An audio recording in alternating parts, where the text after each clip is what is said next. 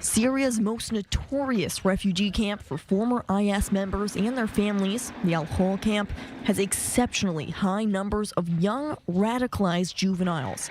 These young adults, typically from Islamic State families, have mostly been radicalized by individuals or their families within these camps. Currently, Al-Hol camp houses approximately 60,000 people, and the heads of multiple prisons and rehabilitation centers in northeastern Syria have taken the opportunity to help rehabilitate the teens from IS families. Now, families living in camps, in Al-Hol camp, started to train these kids ideologically. And of course, this ideological training represents the first stage. So what would be after this training? The Orkesh Center, near the town of Kamishli, houses teenagers of 15 different nationalities, almost all who were taken from Al-Hol.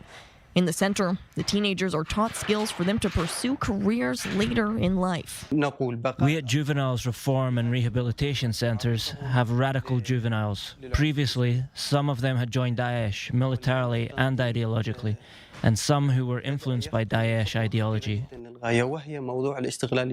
The push to rehabilitate these teenagers comes from the repatriation process from Al-Hol camp back to their home countries.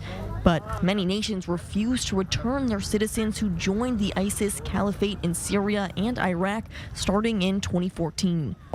After all, a child learns from their own home school, which is the mother or the family, so we don't see a major change in kids' behavior.